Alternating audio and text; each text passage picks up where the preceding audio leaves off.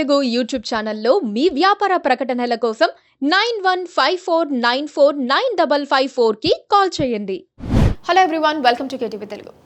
Karimnagar Congress ticket పై ట్విస్ట్ల మీద ట్విస్ట్లు వెలుగు చూస్తున్నాయి. తెర మీదకు రోజుకో పేరు వస్తోంది. బీసీ, రెడ్డి, వెలమల మధ్య తీవ్ర పోటీ నెలకొంది. కరీంనగర్ టికెట్ను హైకమాండ్ మళ్లీ పెండింగ్లోనే పెట్టింది.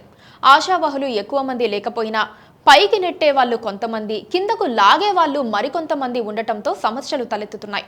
తెలంగాణలోని 17 లోక్సభ స్థానాల్లో కాంగ్రెస్ పార్టీ 14 చోట్ల అభ్యర్థులను నిలబెట్టింది. 3 నియోజకవర్గాల్లో మాత్రం పార్టీ కొన్ని ఇబ్బందుల కారణంగా జాప్యం చేస్తోంది. కాంగ్రెస్ ఖమ్మం, కరీంనగర్, హైదరాబాద్ స్థానాలకు అభ్యర్థులను ప్రకటించాల్సింది. హైదరాబాద్ విషయంలో పార్టీ సీరియస్గా ఆలోచించాల్సిన అవసరం లేకపోయినా ఖమ్మం, కరీంనగర్ స్థానాలు మాత్రం కొరకరాని కొయ్యిగా తయారయ్యాయి. ఈ 2 నియోజకవర్గాల్లో సామాజిక సమీకరణాల అంశంపై చర్చ జరుగుతోంది. కరీంనగర్ బీసీకి, ఖమ్మం టికెట్ కమ్మ సామాజిక వర్గానికి ఇవ్వాలని పార్టీ భావిస్తోంది. ఇప్పటికే పరిశీలనలో పలువురి పేర్లు ఉన్నందున ఎవరిని ఖరారు చేస్తారన్నది ఆసక్తికరంగా మారింది. ఈ 2 స్థానాల్లో బీజేపీ, బీఆర్ఎస్ ఇప్పటికే అభ్యర్థుల్ని ప్రకటించాయి. కాంగ్రెస్ మాత్రమే ఖరారు చేయాల్సి ఉంది. అయితే కరీంనగర్ టికెట్ పీటముడి విప్పడం అధిష్టానం వల్ల కావడం లేదు. కరీంనగర్తో సంబంధం లేని పార్టీ నేతలు, మంత్రులు కూడా అందులో తలదూర్చే ప్రయత్నం చేస్తున్నందునే వారిని నొప్పించకుండా అభ్యర్థిని నిలబెట్టాలని అధిష్టానం భావిస్తోంది. ఒకరిద్దరు రాష్ట్ర మంత్రుల డిమాండ్ల కారణంగానే కరీంనగర్ లోక్సభ అభ్యర్థి ప్రకటన జాప్యం అవుతోందని కాంగ్రెస్ వర్గాలంటున్నాయి. అయితే అలాంటిదేమీ లేదని, అధిష్టానం నిర్ణయమే శిరోధార్యమని వారంతా సన్నాయి నొక్కులు నొక్కుతున్నారు. అలాంటి వారిని ఒప్పించిన తర్వాతే అభ్యర్థిని ప్రకటించాలని నిర్ణయానికి వచ్చారు. కరీంనగర్ కాంగ్రెస్ అభ్యర్థి ఎంపికపై ఇప్పటికీ 3 విడతల్లో కేంద్ర ఎన్నికల కమిటీ సమావేశాలు జరిగినా ఏ విషయం తేల్చలేదు. తాజాగా జరిగిన సమావేశంలోనూ ఏ నిర్ణయానికి రాలేకపోయారు.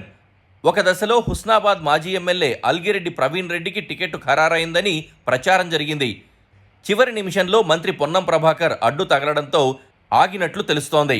కాంగ్రెస్ రాష్ట్ర ఎన్నికల కమిటీ నుంచి కరీంనగర్ స్థానానికి ప్రవీణ్ రెడ్డి పేరును మాత్రమే పంపించారు. కేంద్ర ఎన్నికల కమిటీ సమావేశాల్లో ప్రవీణ్ రెడ్డి పేరుతో పాటు వెలిచాల రాజేంద్రరావు, రుద్ర సంతోష్ కుమార్, తీన్మార్ మల్లన్న పేర్లు పరిశీలనలోకొచ్చాయి. గతంలో జరిగిన ఎన్నికల కమిటీ సమావేశం సందర్భంగా జిల్లా మంత్రి పొన్నం ప్రభాకర్, మరో 3 ఎమ్మెల్యేలు, ఒక నియోజకవర్గ ఇన్ఛార్జ్ ఏకాభిప్రాయంగా వెలిచాల రాజేంద్రరావు పేరును ప్రతిపాదించారు. దీంతో రాజేంద్రరావు పేరు ఖరారైనట్లు ప్రచారం జరిగింది. మంత్రి పొన్నం ప్రభాకర్ ప్రచార కార్యక్రమానికి శ్రీకారం చుట్టడానికి కార్యాచరణ సిద్ధం చేశారంటూ వార్తలొచ్చాయి. ఇంతలో ఢిల్లీలో జరిగిన కాంగ్రెస్ కేంద్ర ఎన్నికల కమిటీ సమావేశంలో అల్గిరెడ్డి ప్రవీణ్ రెడ్డి పేరునే ఖరారు చేశారంటూ ప్రచారం జరిగింది. గత అసెంబ్లీ ఎన్నికల సమయంలో ప్రవీణ్ రెడ్డి హుస్నాబాద్ శాసనసభ స్థానం నుంచి పోటీ చేయడానికి టికెట్ ఆశించారు. కరీంనగర్ నుంచి తన స్థానాన్ని హుస్నాబాద్కు మార్చుకున్న పొన్నం ప్రభాకర్కు అవకాశం కల్పించడానికి ప్రవీణ్ రెడ్డికి ముఖ్యమంత్రి రేవంత్ రెడ్డి ఆ రోజు సర్ది చెప్పారు. ఎమ్మెల్సీ పదవి కానీ, పార్లమెంట్ ఎన్నికల్లో పోటీ చేసే అవకాశం కానీ కల్పిస్తామని హామీ ఇచ్చి ఆయనను అసెంబ్లీ టికెట్ ఆశించకుండా ఆపారు. ముఖ్యమంత్రి రేవంత్ రెడ్డి తాను ఇచ్చిన హామీ మేరకు ప్రవీణ్ రెడ్డికే కరీంనగర్ పార్లమెంట్ స్థానం అభ్యర్థిత్వం ఇవ్వాలని ప్రతిపాదించారు.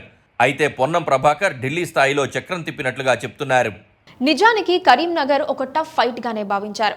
బీజేపీ జాతీయ ప్రధాన కార్యదర్శిగా ఉన్న సిట్టింగ్ సభ్యుడు బండి సంజయ్ కుమార్ అక్కడ పోటీ చేస్తున్నారు.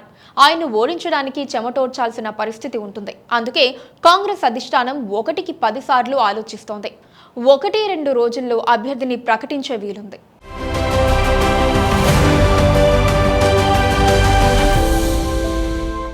Please do subscribe to KTV Telugu. Please do subscribe